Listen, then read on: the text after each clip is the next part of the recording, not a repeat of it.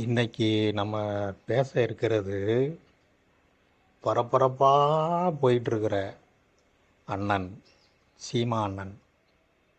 அவரை பற்றி தான் இப்போ நம்ம பேச போகிறோம். சீமா அண்ணனை பற்றி பேசும்போது 95, 96 பாஞ்சாலங்குறிச்சிக்கு படத்துக்கு அப்புறம் அவர் கூட நான் நிறைய ட்ராவல் பண்ணியிருக்கேன். நல்ல மனிதர். அதாவது 2008, 7, 8 அந்த டயத்தில் ராமேஸ்வரத்தில் போராட்டம் பண்ணால் கலைஞர் ஆட்சி. அவர் ஆட்சியில் தனியே ட்ரெயின் கொடுக்குறாங்க சினிமா தொழிலாளர். அதில் நடிகர் சங்கம் மட்டும் வரல, பாக்கி எல்லாரும் ஸ்பெஷல் ட்ரெயின். அதாவது ஈவினிங் இங்கேருந்து போயிட்டு மறுநாள் காலையில் அங்கே போயிட்டு மறுநாள் ஈவினிங் அங்கேருந்து மீட்டிங்கை முடிச்சுட்டு அன்றைக்கி நைட்டு கிளம்பி மறுநாள் காலையில் இங்கே வந்தோம். அன்னைக்கு அவர் பேசின பேச்சு தான் அன்றைக்கி அவர் அரசியல்வாதியாக, முழு அரசியல்வாதியாக. அதுக்கு முன்னாடிலாம் பேசுவார். கலைஞர் ஐயா மேலே ரொம்ப பற்று உள்ளவர். அன்னைக்கு உடனே எல்லாம் லைவ் மேலே காங்கிரஸ் பேசிட்டு அந்த ட்ரெயின்லாம் ரிட்டர்ன் வரல, உடனே கைது பண்ணி இங்கே பாண்டிச்சேரியில் கொண்டு போயிட்டாங்க.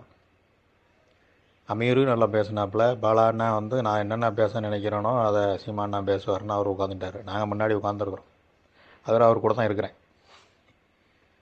அப்போ அதில் இருந்து ஒரு 90 நாள் என்னமோ பாண்டிச்சேரி ஜெயிலில் இருந்தார்.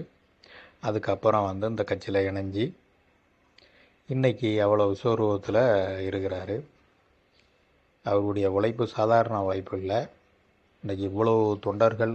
முன்னாடிலாம் ஒரு 4 பேர் 5 பேர் தான் இருப்பான். நைட்டானா தம்பி படம் அந்த டைங்களில் தம்பி முடிஞ்சு அடுத்தல ஒரு படம் ஸ்கிரிப்ட் எல்லாம் ரெடி பண்ணிகிட்டு இருக்கு. விஜய் சாருக்கு ஒரு ஸ்கிரிப்ட் ரெடி பண்ணி ஒர்க் போயிட்டு இருக்கும் போது நான் சொல்கிறது. அப்போ அந்த 2009க்கு மேலே முழு அரசியல்வாதி. எப்போ போனாலும் 50 பேர் இருப்பாங்க. என்னான்னா என்னான்ட்டு வந்துடுவோம். அப்போ அந்த காலகட்டங்களில் இந்த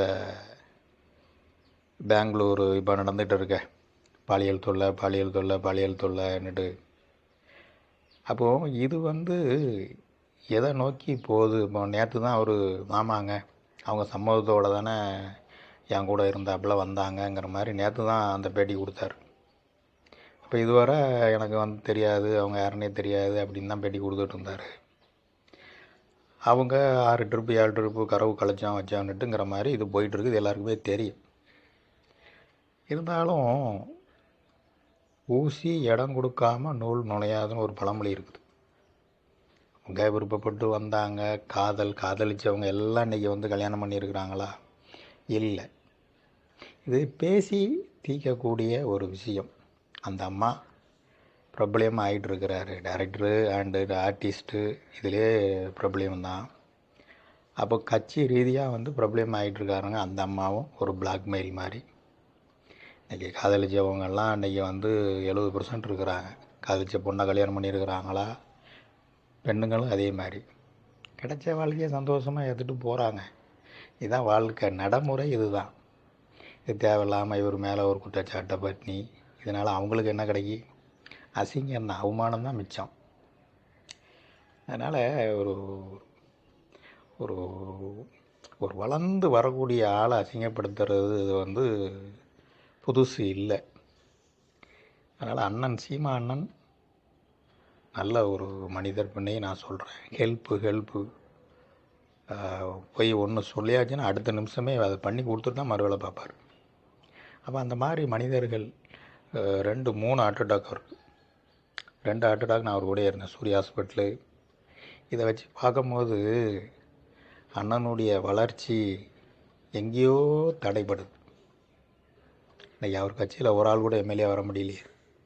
அது காரணங்கள் என்னென்னா, இந்த மாதிரி ஒரு தேவையில்லாத வதந்தியை கிளப்பி விட்டு பேசி தீர்க்கக்கூடிய விஷயத்தை பலூன் மாதிரி பெருசாக்கி அது உடச்சி, அதான் நான் சொல்ல வரேன்.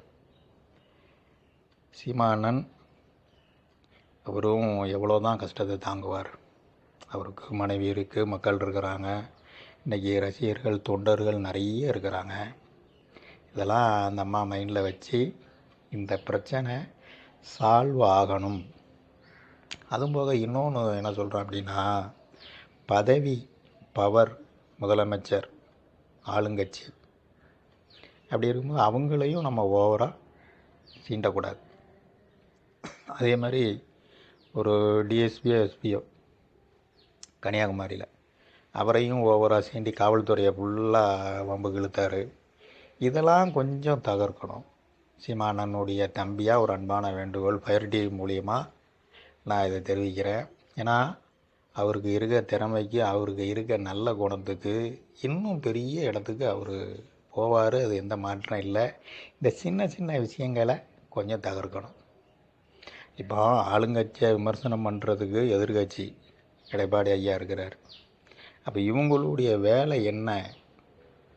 தன் கட்சியை வளர்க்கறதுக்கு என்ன பண்ணணும், தொண்டர்களை இன்னும் உருவாக்குறதுக்கு இதுதான் சீமானம் பண்ணணும். ஒழிஞ்சு தேவையில்லாமல் பேனா வச்சு அந்த பேனாவை நொறுக்குவேன், தேவையில்லாமல் டிஎம்கே விமர்சனம் பண்ணுறது வைக்கிறது. இப்போ அவங்களும் கோவம் வருமா? இப்போ நம்ம ரோட்டில் நடந்து போயிட்டுருக்கோங்க, பல கோடி இருக்குது, ஒன்றுமே இல்லாதவன் உட்காந்துருப்பான். அப்போ அவன்கிட்ட போய் சீண்டும் போது என்ன ஆகுது? டக்குன்னு கோவம் வந்து வெறும் 60 ரூபா மேலப்பாளையத்தில் நடந்தது. நம்ம நண்பர் ஒரு பெட்டி கடையில் ஒரு 60 ரூபா நாளைக்கு தரேன்ருக்கான். அவன் என்னங்க ரூபா ஃபஸ்ட்டே சொல்லக்கூடாதா? ஏன் ராத்திரி 10 மணிக்கு? மறுநாள் என்ன பண்ணுங்க, வீட்டில் போய் ஏன் சண்டை போட்டு போனேன்னு வச்சுன்னு கேட்டதுக்கு அவன் 3 பேரை கொண்டு வந்து அறுவலை வச்சு வெட்டிட்டான். 2-3 வெட்டு ஆஸ்பத்திரியில். இப்போ அது கேஸ் ஆகி அந்த பசங்க உள்ளே போயிட்டாங்க. இருந்தாலும் சொல்ல வர ஒன்றும் இல்லாதபடிக்கு அப்படி கோவம் வரும்போது ஆளுங்கட்சி எப்படி அப்படி விஸ்வரூபம் மாதிரி மக்களால் தேர்ந்தெடுக்கப்பட்ட ஒரு சிஎம் மு.க. ஸ்டாலின் அவர்கள். அப்போ அவங்கள விமர்சனம் பண்ணும்போது அவன் என்னெல்லாம் அவங்க பண்ணணும் இல்லைங்க, அவங்க கூட இருக்கிறவங்க ஏதோ ஒன்று பிரச்சனைகள் பண்ணிக்கிட்டு தான் இருக்கும். இதெல்லாம் சீமான்னு நான் புரிஞ்சுக்கணும். அதே மாதிரி பவர் டிஎஸ்பி எஸ்பி ரேங்கில் அவரை வந்து சீண்டி விட்டு அவர் கேஸ் கொடுத்து பெரியார், இன்றைக்கி பெரியார் வந்து பிடிக்காத ஆள்களே கிடையாது. அப்போ அவரை ஒரு விமர்சனம். அப்போது இந்த மாதிரி இதை வந்து சீமானன் தகர்த்தார் அப்படின்னா அவர் நினச்ச இடத்துக்கு, அவர் தொண்டர்கள் நினச்ச இடத்துக்கு சீமானன் போகலாம். இது தம்பியின் அன்பான ஒரு வேண்டுகோளாக எடுத்துக்கணும். உங்களை நம்பி இருக்கிற எல்லாருக்கும் ஒரு நல்ல வழியோட உங்களை நம்பி தான் பயணம் பண்ணுறாங்க. இப்போவுமே யார்கிட்டையும் கொஞ்சம் பேர் விலகிட்டு இருக்கிறாங்க. இனிமேலும் அந்த மாதிரி விலகாமல் இருக்கிறதுக்கு அண்ணன் நியாயமான உள்ளதை எதிர்க்கலாம். இது அப்படி இருக்குது இப்படி இருக்குது, சப்போர்ட்டு தான் பண்ணணும். ஆளுங்கட்சியை பொறுத்தளவுக்கு எதிர்க்கக்கூடாதுங்கிறது தான் என்னுடைய ஆசைன்னு இல்லை. தொண்டர்கள் உங்களை நம்பி இருக்கிறவங்க இன்னும் நல்லா இருக்கணும், அண்ணன் நல்லா இருந்தால் நம்ம நல்லா இருக்கணும் தான் உங்களை நம்பியே உங்கள் கூடயே வந்துகிட்டு இருக்கிறாங்க. அதனால் ஒரு அன்பான வேண்டுகோள் ஃபயர் டிவி மூலிமா சீமானன் தொண்டர்களுக்கு நான் தெரிவிக்கணும்னு ஆசைப்பட்டேன். அதுக்கு தான் இந்த வீடியோ. எனிவே சீமான உங்கள் உடம்பு ஆரோக்கியமாக இருக்கணும், நீங்கள் நினச்ச இடத்துக்கு நீங்கள் போகணும், அடக்கி வாசித்தா நல்லாயிருக்கும். இதுதான் என்னுடைய ஒரு ஆசை சொல்லணும்னு தோணுச்சு. எனிவே நண்பர்களே, அடுத்த ஒரு நல்ல செய்தியில் உங்களை வந்து சந்திக்கிறேன். உங்களை நண்பன் ராமையா சரோஜாராஜ். ஃபயர் டிவி நம்ம சேனல் சப்ஸ்கிரைப் பண்ணுங்கள். நன்றி.